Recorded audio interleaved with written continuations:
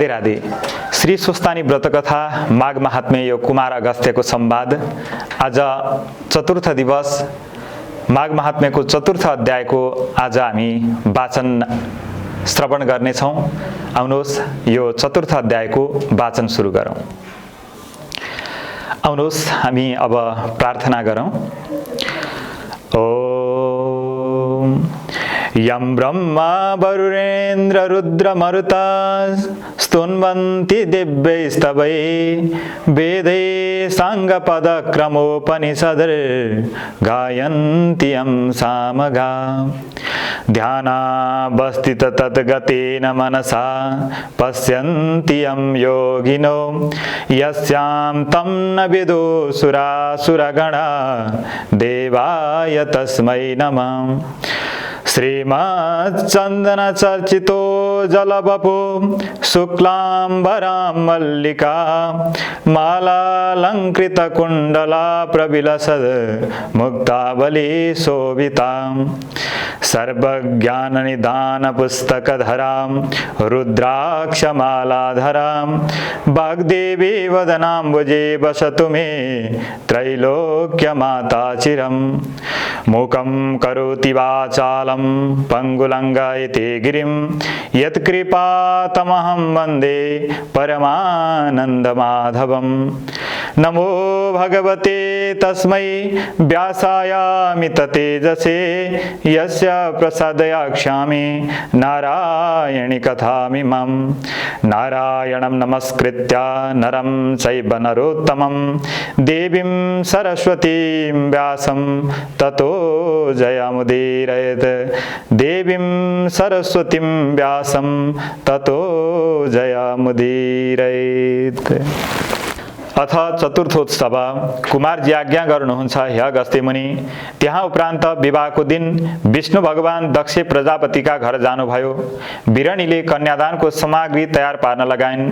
विधिपूर्वक यज्ञ हुन लाग्यो। उता महादेव विष भाङ धतुरो खाएर अचेत भएर दक्षको घर जाने कुरा बिर्सिसकेका थिए। यता विष्णुलाई चिन्ताले धड्यो। मनमा नै विचार गर्न लागे, कन्यादानको बेला भइसक्यो। मैले दान लिएपछि महादेवले लिन र मैले दिन हुँदैन, कसो गरौँ? यस्तै तर्क वितर्कमा डुबेका थिए। दैवको माया महादेवले झल्यास सम्झी कन्यादानको दिन आजै हो। विष्णु पुगिसके होलान्। लग्नको बेला पनि भयो क्यारे भन्ठानेर झट्टपट्ट बुढो सन्यासीको रूप लिएर दक्ष प्रजापतिको आँगनमा कस्ता बेलामा पुगे भने दक्ष प्रजापतिले सतीदेवीको बुढी औँला समाई। बिरणीले सुनका कमण्डलुले जलको धारा दिन लागेको बेलामा भिक्षाम देही भन्दै तिनीहरूतिर हेरी, हे विष्णु, हे दक्ष प्रजापति, पहिले मलाई भिक्षा देऊ। भिक्षा नदी कन्यादान लिनु दिनु गर्यो भने शराप दिनेछु। यस्तो भिक्षुक सन्यासीको कठोर डरलाग्दो कुरा सुनेर विष्णु शान्त स्वरमा भन्नुहुन्छ, हे भिक्षुक, कन्यादानको समय आइसक्यो, तसर्थ कन्यादान सकिने बित्तिकै भिक्षा पाउनेछौ। अहिले यहाँ आएर बस्नुहोस्। यस्तो कुरा सुनेपछि हुन्छ त लौ भनेर विष्णु बसेको ठाउँमा गएर बसे। उनले पनि आफ्नै आसनमा बस्न दिए। दक्ष प्रजापतिले केही विरोध गरेनन्। सतीदेवीको हात विष्णुको हातमा सुम्पने ठाउँमा विष्णुले आफ्नो मायाले छोपेर सन्यासीरूप महादेवको हातमा पारिदिए। यस व्यवहारले दुखी भएर दक्ष प्रजापति भन्न लागे, हे विष्णु, तिमी कपटी धूर्त रहेछौ। तिम्रो कुराको भरमा पर्दा सुनको लता जस्ती शरीर भएकी मेरी छोरी वृद्ध सन्यासीको हातमा परि साह्रै अनर्थ भयो भनेर भन्दै थिए। त्यसतर्फ ध्यानै नदी इसाराले शिवजीसित बिदा मागेर विष्णु वैकुण्ठ धाम गए। विष्णु गएपछि सतीदेवीलाई दक्ष प्रजापति भन्दछन्, हे पुत्री सतीदेवी, पापिष्ट विष्णुले गर्दा तिमी यो अवस्थामा पर्यौ। सन्यासी स्वामी पायौ। हामी तिमीलाई पालौँला, अहिले उसैसित जाऊ। यस्तो पिताको वचन सुनि बहिनीहरूले देवता स्वामी पाएको सम्झेर मनमा ठुलो दुःख लागे तापनि बुद्धिमान भएकी हुनाले आफूलाई सम्हालेर मेरो कर्ममा यस्तै लेखेको रहेछ भनेर चित्त बुझाइन्। कस्तै भए पनि मेरा बाबा महतारीले दिएका मेरा पति यिनै हुन् भनेर ईश्वर रूप मानिन्। सन्यासी रूप महादेवले सतीदेवीलाई भने, हे स्त्री, अब यहाँ बसी के गर्ने, आफ्नो घर जानुपर्छ। तिम्रा मातापितासित बिदा मागेर आऊ। सतीले हवस् भनिन्। मातापितासित बिदा मागिन्। दक्ष प्रजापति दम्पतिले ठुलो धैर्य गरेर बिदा दिए। अघि सतीदेवी र तिनको पछि महादेव हिँडे। सतीदेवीले फर्केर मातापितालाई प्रणाम गरिन्। धेरै टाढा पुगेपछि सन्यासी भन्छन्, हे सुन्दरी, तिमी कहिले घरदेखि बाहिर ननिस्केकी, सधैँ सुखमा रहेकी, कोमल शरीर भएकाले हिँड्न गाह्रो भयो होला, बिस्तारै बिस्तारै हिँड।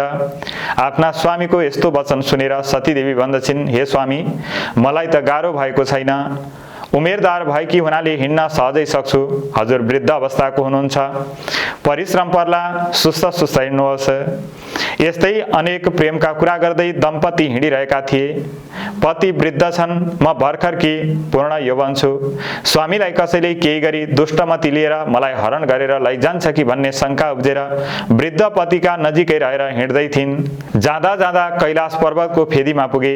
महादेवले सतीदेवीको चरित्र हेर्ने इच्छाले पर्वतको शिखरमा खरले बनाएको एउटा कुटी उत्पत्ति गरेर, हेर सती, तिम्रो घर ऊ यही हो भनी देखाए। त्यो घरको आँगनमा पुगेपछि तिमी भित्र जाऊ, खानेकुरा केही भए खाएर भोक मेट, मलाई थकाइ लागेको छ, एकछिन पल्टन्छु भनेर 20 भाङ धतुरो खाएर आँगनमा लम्पसार परेर सुते।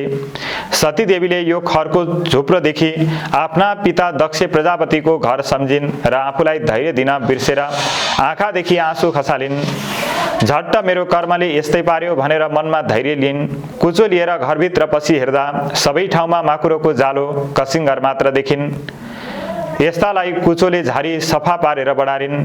स्वामी जागा भएपछि के खान दिने भनेर यताउति सबै खोजिन्, कहीँ केही पाइनन्। आकुल व्याकुल चित्त भए तापनि सन्यासी रूप महादेवका गोडामुनि आएर बसिरहन्। महादेव ब्योजनु भएन। 4 दिनपछि महादेव जागा हुनुभयो। जागा हुने बित्तिकै राता आँखा पारेर भन्न लाग्नुभयो, हे पापिनी स्त्री, मलाई बाहिर सुतेकै छाडेर आफू भित्र सुतेछ। त्यसो गरे तापनि तँलाई केही खान दिनु पर्दैनथ्यो। के खाइनस् भनेर खै गरे। अनि सतीदेवीले हँसिलो मुख पारेर यो भनिन्, हे स्वामी, हजुर निन्द्रामा मनमस्त भएको देखेर जागा गराउन सकिन। म पनि सुतेकी छैन, यहाँ आएर बसिरहेको छु। मैले त भण्डारमा जे भएका मिष्टान्नहरू खाएँ, अब हजुर के खानुहुन्छ? आफूले रिसाएर बोल्दा पनि हँसिलो मुख पारेर श्रृङ्गारले युक्त भएको मिठो र मधुरो बोली बोलेको सुनेर महादेवलाई दया आयो र प्रेमपूर्वक भने, हे प्रिय, हाम्रो घर यो होइन, त्यो खरको भित्तो च्याती हेर त। यस्तो आश्चर्यले भरिएको मिठो शब्द सुनेर सतीले भन्दछिन्, हे स्वामी, भएको घर बिगारेर नभएको घर कहाँ हेर्न जाने? फेरि बनाउनु पर्ने भयो भने हजुरको वृद्ध अवस्था छ, म स्त्री जाति कसले बनाइदेला? आफै अघि सरे पनि व्यर्थको परिश्रम आइलाग्नेछ। यस्तो तर्कयुक्त स्नेहले भरिएको वचनले सन्यासी रूप महादेव खुसी भएर जुरुक्क उठेर खरको भित्तोमा लात्ताले हानेर भत्काइदिए। तब टल टल्किने मणिमाणिक्यले भरिएको कैलाश पर्वतको दर्शन प्रष्ट देखिन्। सतीका मनमा मेरा पिताको घर भन्दा पनि राम्रो कसको घर रहेछ भन्ने शङ्का उठ्यो। अनि शङ्कर महादेव भगवान भन्नुहुन्छ, हे प्रिय, हाम्रो घर त्यही हो भनेर हात समाएर कैलाश भवनमा लगे। हे प्यारी, यस भवनको चोकमा गाईको गोबरले मण्डलाकार बाटुलो पारेर लिप भने। सतीदेवीले पनि आज्ञाको तुरन्त पालना गरिन् अनि त्यही मण्डलाकारको मध्यमा गएर निर्मल स्फटिक जस्तो सेतो विश्वम्भर मूर्तिको दर्शन सतीदेवीलाई दिए। सतीदेवी आनन्दले विभोर भएर आँखादेखि हर्षको आँसु बगाउँदै जगतपति श्री शङ्कर भगवान पति पाएकोमा आफूलाई धन्य सम्झी फूलको माला सहस्त्र पहिर्याइन्। 3 पटक परिक्रमा गरी पाउमा साष्टाङ्ग दण्डवत पनि गरिन्। त्यसपछि शिवशक्ति स्वरूप भएर आनन्दपूर्वक कैलाशमा रहँदा भए। इति श्री स्कन्दे पुराणे केदारखण्डे माघ महात्म्ये कुमारगस्त्य संवादे श्री स्वस्थानी परमेश्वर्या व्रतकथायां सतीदेवी विवाह कैलाश दर्शनम नाम चतुर्थोत्सव। आज श्री स्वस्थानी व्रतकथाको 4थ अध्याय हामीले श्रवण गर्यौं। श्री स्वस्थानी व्रतकथाको कथा श्रवणको सुरुवातमा र अन्त्यमा मङ्गलाचरणको विधान अनुसार आउनुहोस् अन्त्यमा मङ्गलाचरण गरौँ। ओम ॐ उपनयतु मङ्गलं वा सकलजगन्मङ्गलालय श्रीमान् दिनकरकिरणनिबोधित नवनलिनदलनिवेक्षणाः कृष्णाकाले वर्षतु पर्जन्यः पृथिवी सस्यशालिनी देशोऽहं शोभरणहितो ब्रह्मणा सन्तु निर्भयाः अपुत्राः पुत्रिणः सन्तु पुत्रिणः सन्तु पौत्रिणः निर्धनाः सदनः सन्तु जीवन्तु शरदां शतम् तत्रैव गङ्गा यमुना च तत्र गोदावरी सिन्धु सरस्वती च तीर्थानि सर्वाणि वसन्ति तत्र यत्राच्युतोद्वार कथा प्रसंग या कुन्देन्दु तुषारहार धवला या शुभ्रवस्त्रावृता या वीणावरदण्डमण्डितकरा या श्वेतपद्मासना या ब्रह्माच्युतशङ्करं प्रभृतिभिर्देवैः सदा वन्दिता सा मां पातु सरस्वती भगवती निःशेषजाड्यापहा कायेन वाचा मनसेन्द्रियैर्वा बुद्ध्यात्मनो वा प्रकृतिस्वभावात् करोमि यद्यत् सकलं परस्मै नारायणायेति समर्पयेतत् करोमि यद्यत् सकलं परस्मै नारायणायेति समर्पयेतत्।